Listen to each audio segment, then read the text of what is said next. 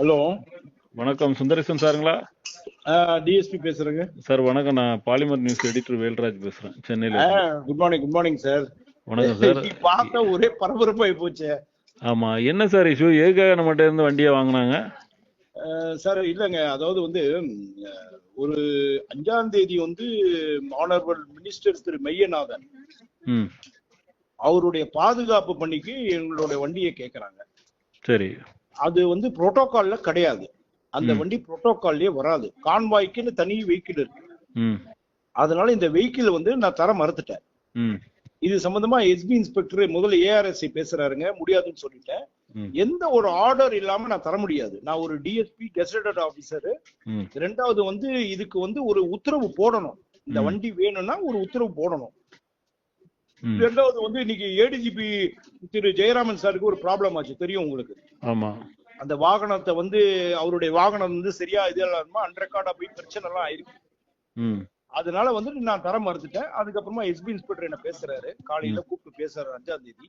அப்போ அவரு எனக்கு உடனடியா நீங்க எங்க இருக்கிறீங்களோ இறங்கிட்டு வண்டி அனுப்புங்கன்னு சொல்றாரு. நான் சொன்னேன், இந்த உத்தரவு போடுறதுக்கு உங்களால முடியாது. நீங்க வந்து வண்டி ஆர்டர் அனுப்புங்க, நான் வண்டியை ரிலீஸ் பண்றேன், நான் அனுப்பிச்சு விடுறேன். நான் இந்த பாதுகாப்பு பணிக்கு நீங்க வண்டி அனுப்புங்கன்னு சொல்லுங்க, நான் அனுப்புறேன்.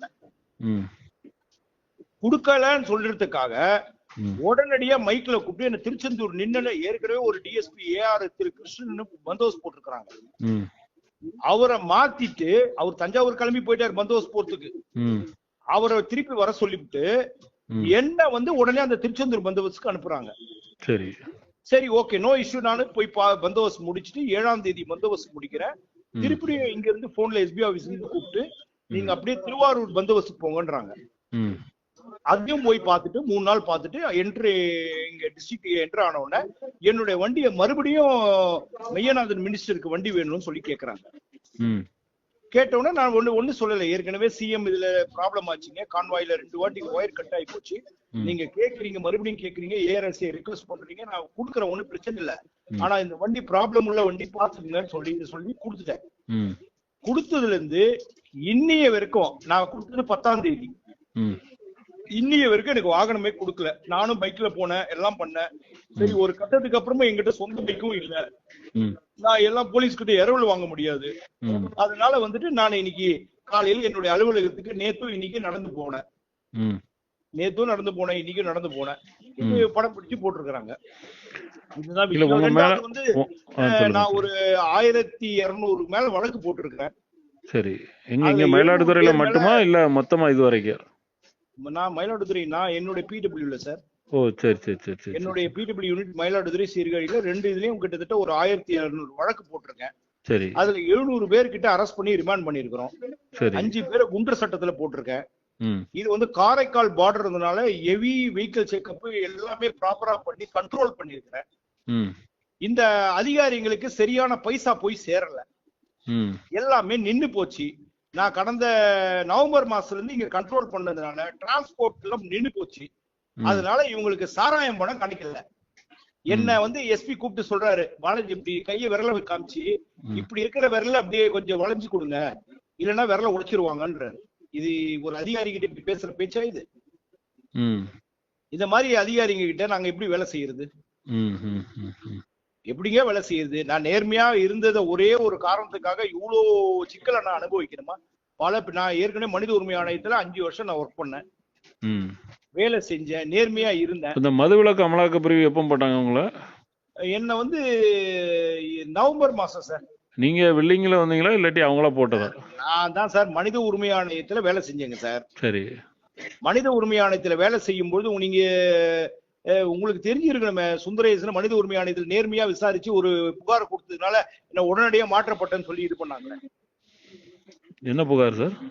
ஒரு கஸ்தூரின்னு சொல்லிட்டு ஒரு இன்ஸ்பெக்டர் காஞ்சிபுரத்துல மர்டர் பண்ணாங்க. சரி.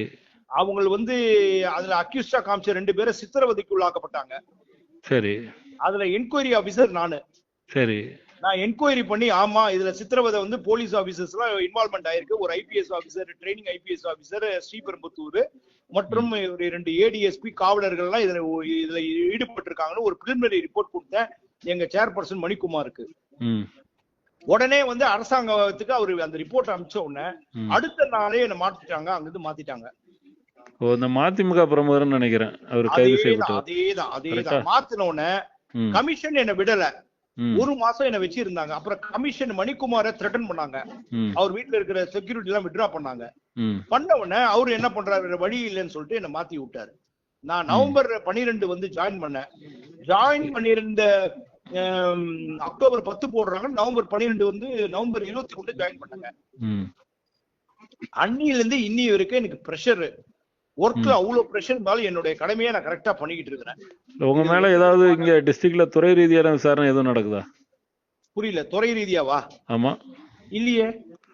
இல்ல உங்க அலுவலகத்துக்கு ஏசி ஒண்ணு அதுதான் இப்பதான் கேட்டாரு, ஒரு நண்பர் கேட்டாரு. அது மாதிரி எதுவும் கிடையாது, எதுவும் கிடையாது.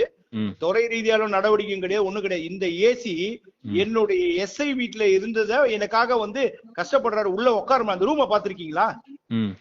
அந்த ரூம் உள்ள ஒரு மனுஷன் கூட உட்கார முடியாது. பாத்ரூம் கூட கிடையாது ஒரு டிஎஸ்பிக்கு. அதாவது எப்படி எல்லாம் கார்னர் பண்ணணுமோ அப்படி கார்னர் பண்றாங்க. சரி, இந்த நிமிஷம் வரைக்கும் அது மாதிரி கிடையாது. ரெண்டாவது இதுல நான் யாருக்கிட்டயுமே பணம் வாங்குறது கிடையாது, ஒண்ணும் கிடையாது. நேர்மையா வேலை செஞ்சுக்கிட்டு இருக்கிறேன். இந்த ஏசி ஒரு 10 நாள் முன்னாடிதான் பழைய ஏசிங்க. அது கூட அந்த எஸ்ஐ வீட்டுல இருந்து எடுத்துட்டு வந்து எஸ்ஐ உடைய நண்பர் வீட்டுல இருந்து எடுத்துட்டு வந்து எனக்கு போட்டிருக்காங்க. எப்படி டிசைனா கதை சொல்றானுங்க பாருங்க. அதாவது ஒரு நேர்மையா இருக்கிற ஒரு அதிகாரிக்கு வேலை செஞ்சா இவ்வளவு பிரச்சனை சார், இவ்வளவு கொடுக்குறானுங்க சார். யார வேணாலும் விசாரிச்சுட்டு போடுங்க சார். நான் வந்து அது அப்படிப்பட்ட அதிகாரி. இது வரைக்கும் ஒரு பணம் வாங்கியிருக்கேன்னு சொன்னாங்கன்னா நான் எல்லாத்தையும் தலை குனிஞ்சிட்டு போறேன் சார். அது மாதிரி கீழ்த்தனமான ஒரு அதிகாரி இல்ல சார். இன்னைக்கு நான் நடந்து போறேன்னா அப்போ என்னுடைய நேர்மைக்கு தானே சார் நடந்து போறேன். இவ்வளவு பேர் பேசுறாங்கன்னா, இவ்வளவு பண்றாங்கன்னா என்னுடைய நேர்மைக்கு தானே சார் பேசுறாங்க எல்லா பத்திரிகையாளர்கள். யாராவது பாக்குறாங்க இல்ல ஹையர் ஆபீசர் யாராவது உங்களை கூப்பிட்டு இதை செய்யாதீங்க, இதை பண்ணாதீங்கன்னு சொல்லி ஏதாவது இது பண்ணாங்களா சார்? நேத்து எஸ்பி என்ன கூப்பிட்டு பேசுறாரு. என்ன சொல்றாரு சார், சுந்தரேசன் எனக்கும் உங்களுக்கும் எந்த விதமான பிரச்சனை கிடையாது. ஐஜி இன்டெலிஜென்ஸ் செந்தில் குமாரும் ஏடிஜி லா அண்ட் ஆர்டர் தான் உங்களை வந்து டார்ச்சர் பண்ண சொல்றாங்கன்றாரு. இது எந்த விதத்துல சார் நியாயம்? காரணம் என்னன்னா, மனித உரிமை ஆணையத்தில இருந்து அவங்களுக்கு வேண்டப்பட்ட அசராக்காரர்களுடைய ஆட்கள் மேல புகார் கொடுத்துன்றதுக்காக, நேர்மையா ஒரு புகார் கொடுத்ததுக்காக இவ்வளவு டார்ச்சர் பண்றாங்க சார், என்ன நெருக்கடி பண்றாங்க. இப்ப பாருங்க எதுவும் கிடைக்கல. உடனே இது என்ன லஞ்சத்துல வாங்கின பைசா, இது ஏசி. நீங்க வேணா நான் எஸ்ஐ நம்பரை தரேன் சார், கூப்பிட்டு விசாரிச்சுக்கீங்க சார். சார் சத்தியமா நான் சாப்பிட்டு இருக்கேன். அந்த மாதிரி அதிகாரி நாங்க கிடையாது சார். சரி சரி சரி சரி சரி ப்ளீஸ் சார், தப்பா ஏதாவது போட்டு அசிங்கப்படுத்தாதீங்க. நீங்க எல்லாம் பிரதர் விட்டுங்க சார். நீங்க எல்லாம் நான் அப்படி இருந்தா நான் தைரியமா சொல்லுவேன் சார். நீங்க என்ன விசாரிச்சுக்கங்க. சுந்தரேசன் அதிகாரி அந்த மாதிரி அதிகாரியா? சரி right. Okay okay okay. Thank you sir. நன்றி நன்றி நன்றி. Thank you sir.